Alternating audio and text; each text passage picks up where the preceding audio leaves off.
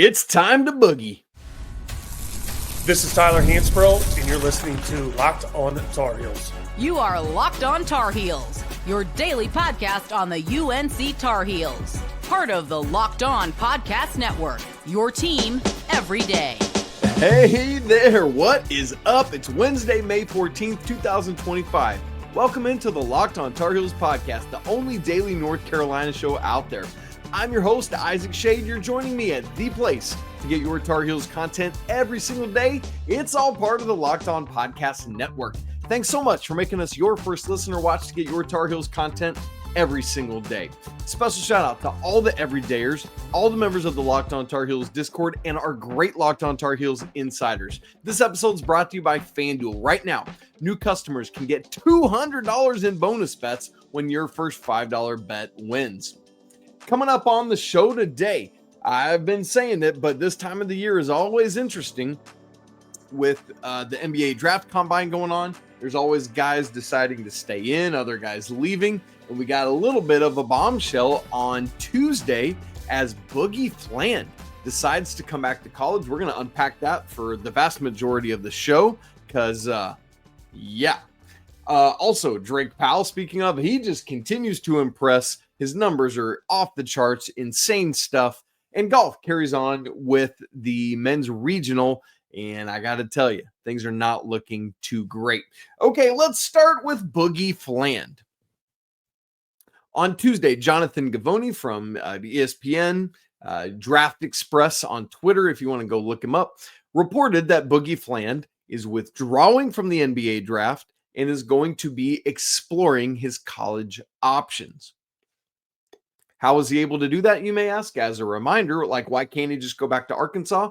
Because in addition to entering the draft, he also entered his name into the transfer portal. A brilliant thing. Now, obviously, he could go back to Arkansas. I wouldn't be surprised if that's in the mix. But also, the brilliance of entering the portal is he's got options.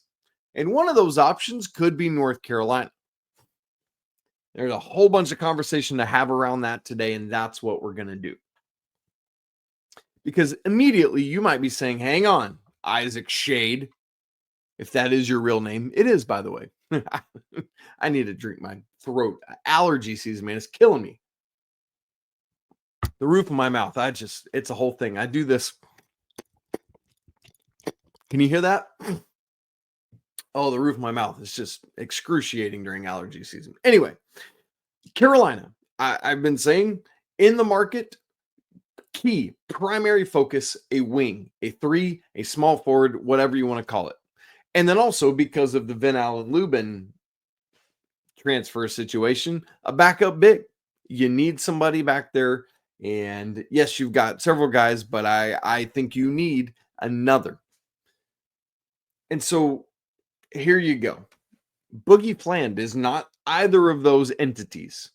I hear that. But if Boogie Fland, whom you have a pre-existing relationship with, is in the transfer portal, if he's on the table, you have to make a phone call. The best thing I saw, one of the Tar Heel groups I'm in, Michael Wilkins, he said this, quote, write him a check, find out what mama owes on her house, and write her one too, exclamation point. I love that from Michael Wilkins. And so, yes, North Carolina went pretty hard after Boogie Fland when he was in high school and he was being recruited. He came on an official visit to North Carolina, September 30th of 2022. I went back and looked it up. And part of this is, let me remind you where this dude went to high school, or maybe you remember it. The high school is called Archbishop Stepinac. Starting to ring any bells?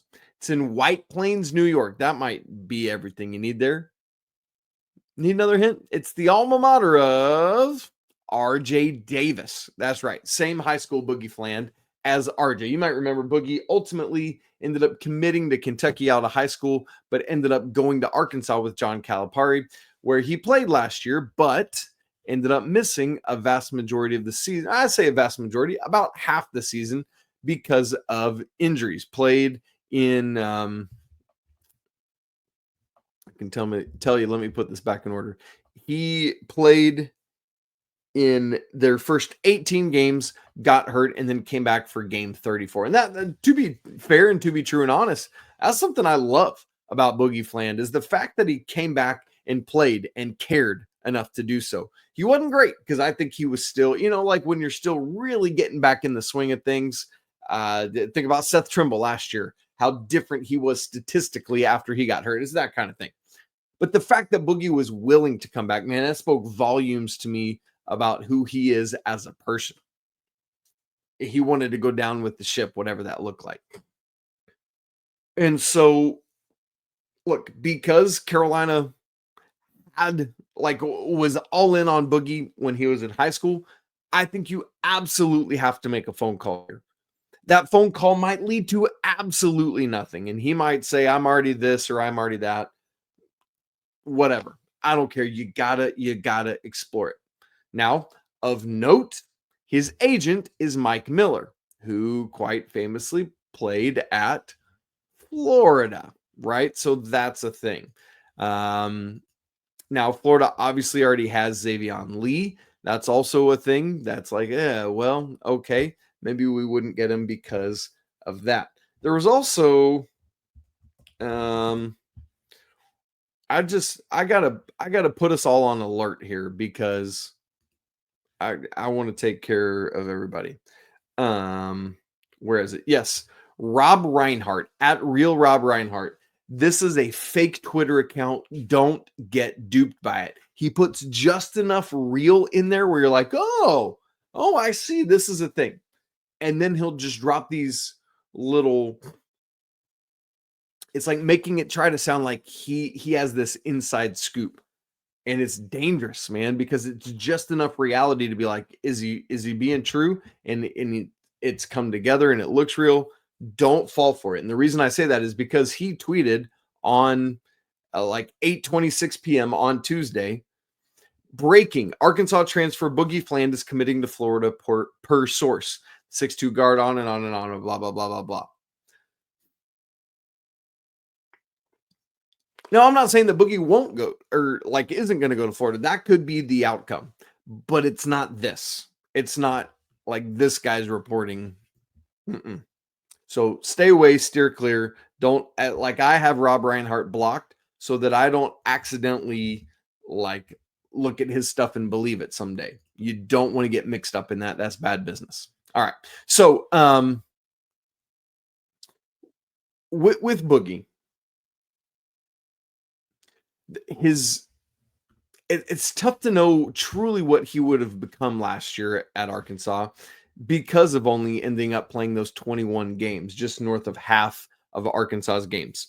Wound up with respectable numbers: 13.5 points, 3.2 rebounds, 5.1 assists to 1.4 turnovers a game as a freshman. Are you kidding me with those numbers? 1.5 steals a game. He shot 34% on 5 threes a game. I know I've heard people on Tuesday, since this news came out, kind of bashing Boogie. And I'm like, what do you do? That's respectable. 34% on 5 attempts a game while you're dishing out 5 assists and just shy of 1.5 turnovers. No, I will live with that. Very much so. 83.3% at the free throw line on 3 attempts a game. I love Boogie Fland. I would love to have him on my team. That is unapologetically something I will say. But the conversation that we need to have next is a very interesting one. The big conversation next becomes fit versus best player available. Which is more important? And that's a question the Tar Heels are going to answer if they want to pursue Boogie Fland. And of course, there's the whole, is the money there kind of angle on it. We'll have that conversation coming up here in just a second. Right after I tell you about FanDuel, the NBA playoffs are in full swing and every night delivers highlight-worthy performances, major momentum shifts, and can't-miss moments. So whether it's a game-winning shot or a breakout player, there's never been a better time to get in on the action. FanDuel makes it so easy to stay in the game. You can do it before tip-off. You can do it live. You don't have to oh, no, I missed it. The game has already started. You're cool, man. It's great because FanDuel's got stuff going on during the game. They've got player props, performance trends, live same game parlays, man. With all of that and more, you as a fan have more ways than ever to play smart and win big. 2 NBA playoff games tonight, by the way. Knicks at Celtics, the first game since Jason Tatum, right? Celtics favored still 4.5 in this game. And Warriors at Timberwolves tonight. Also, Timberwolves favored by 11.5 in that one. Go check those out. And if you're new to FanDuel, man, it is the perfect time to sign up. Why? Because if you head to FanDuel.com and place your first $5 bet and it wins, you're going to get $200 in bonus bets. That's great stuff, man. So go on, join it. Make every moment more with FanDuel, official sports betting partner of the NBA. The response from the Carolina fan base of Boogie Fland entering the deciding to come back and pull out of the NBA draft while being in the transfer portal was so hilarious to me because it's so polar opposite of one another. There's a subset of Carolina fandom that was, yes, put everything we can into this. Let's go get Boogie Fland. Don't give it a second thought. And then there's another subset of the Carolina fan base that's like, no, we got our backcourt. We're set. We don't want him. And then the pushback is, but he's phenomenal. He's the best player out there right now. You got to go, there's no guarantees you're going to land him, but you got to go try. And then the pushback is, yeah, but it's going to mess things up and team chemistry and all that. And that, friends, is the crux of the conversation I want to have next. The conversation of fit versus best player available. And so there's a couple different ways that I like to think about these things. When it comes to best player available, there's always these conversations, specifically in college basketball, about, like if it's Boogie Fland. Hey, we've already got player X. We shouldn't draft player Y because they're very similar positionally. And some GMs have the mindset of, I don't care. I'm going to, especially if I'm like at the top of the lottery or something like that, even if I've already got a small forward or a power forward, I'm still going to take Cooper Flagg with the number 1 overall pick or whatever it may be. And we'll figure it out, right? You just take the talent and you figure it out. There is a very strong and good argument for that to be the case here with Boogie Fland. Yes, I know you've got several backcourt pieces in Kyan Evans, in Seth Trimble, in the 2 freshmen coming in Jonathan Powell, that you're like, I don't know. The group of people would say, you just get Boogie Fland, you pay what you got to pay, and you get him to Chapel Hill, and you figure the rest out. But there's another subset. And the image I always think of with this one is from the movie Miracle. Have you seen the movie Miracle? It's about when the I've got Carolina on the brain.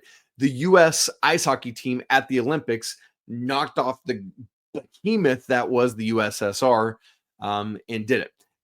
There's a great movie about it, by the way, if you've never seen it. It's with Kurt Russell, I think, plays Coach Herb Brooks. But there's a kid that's been playing really, really, really, really well in NCAA hockey that season as they're prepping for the Olympics. The team's already been set. He's been very specific about it. Like, I don't need all-stars. I need the right guys for my team. And they bring in this college player for kind of an audition as the hockey team is going through their like preliminary games. And he's doing great. And it's very obvious that Coach Brooks doesn't actually want him. He just wants to see if the team thinks they're a team and they don't need him.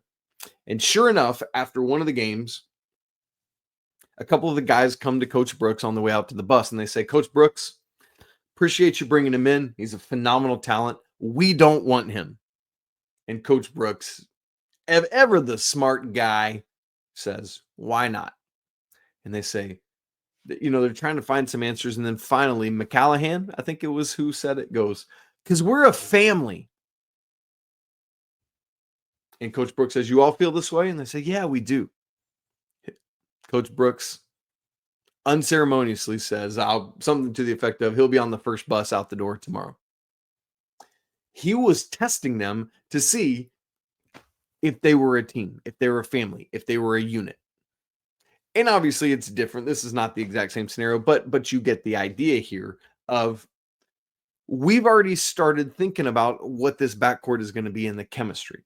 We've also, I think there's PTSD from last year where we can all say roster construction was the big flaw and the big issue. And some would say, yes, but the roster construction issues from last year have been addressed. And if you could add a Boogie Fland in on top of that, what a win. What a massive win that now is. And others would lean on the chemistry side of things, of the psyche of it, of, look, you're already kind of at a place where you think you got what you need with Kyan Evans and Seth Trimble, and then you've got Isaiah Dennis and Derek Dixon and Jonathan Powell, those guys coming off the bench. If you bring in Boogie Fland, that's going to push somebody further down the depth chart and somebody else to the bench. And I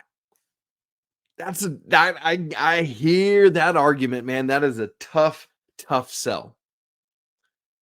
But you look at it and it's Boogie Fland and everything he can do, man.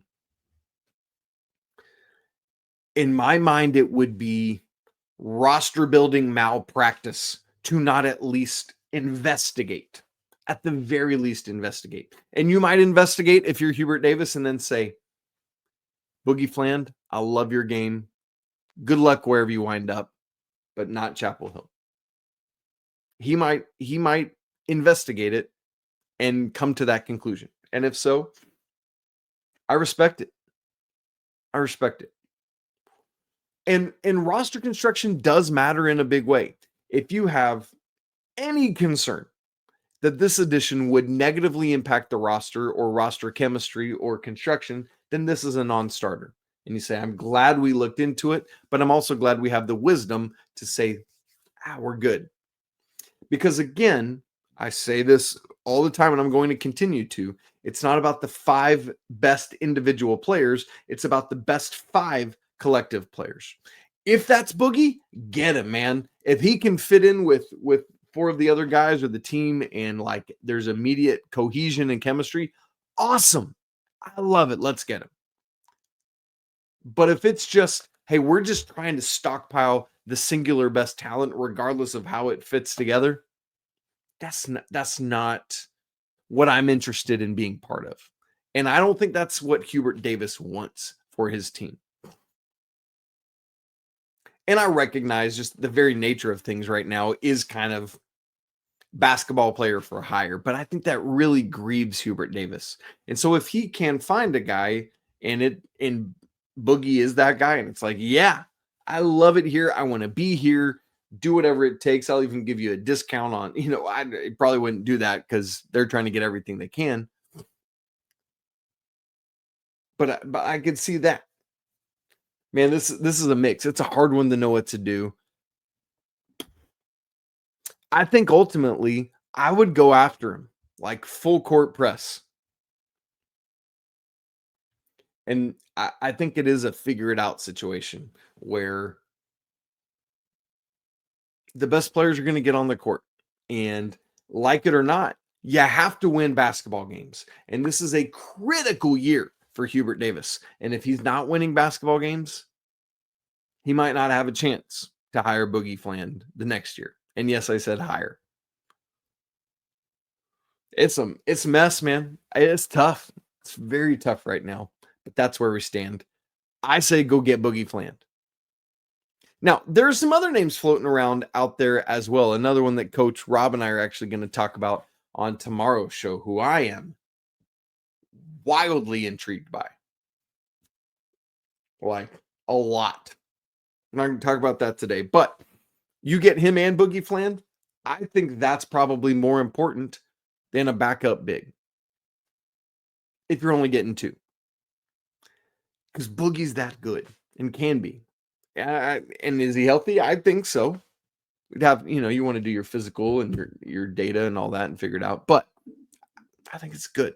Now, staying with the idea of the draft, the confirmations of Drake Powell doing the opposite of Boogie Fland and staying in the draft, they get stronger day after day after test because Drake is just passing all of these measurables with flying colors.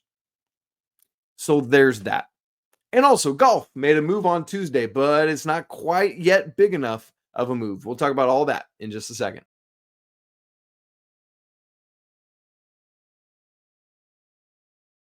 If you weren't with us on the show yesterday, we talked about how Drake Powell now is essentially done, gone, and out the door. We assumed it already. That's what, the underlying assumption was, is that Drake Powell is not coming back. But I have been wanting to ask questions about it, at least, like, is there a world in which he comes back? Let's at least posit that and wrestle with it. But then Drake decides not to participate in the scrimmages that start, by the way, today. And Drake also measures brilliantly, like great size, great length, great standing reach. All of it was there. And then, though, it starts doing some testing on Tuesday. The vertical leap, you get a running jump, and then the just standing vertical leap where you just jump up.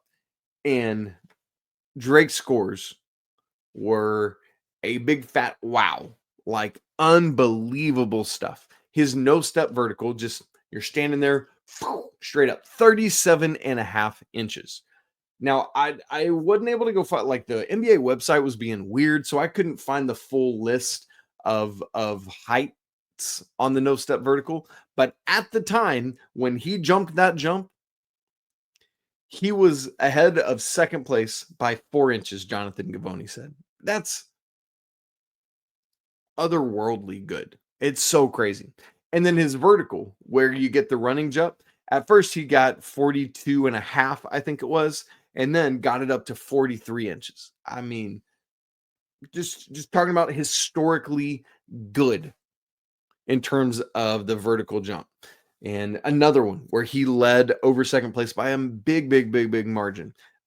At least the last I had seen the numbers, nobody else had gotten 40 or above on the vertical jump in this cycle, right? Crazy stuff. So Drake Powell, man, just keep doing it. Keep impressing. So happy for you. So proud of you. And we'll see what's next with that. And we'll keep our eyes on Boogie and other guys as well.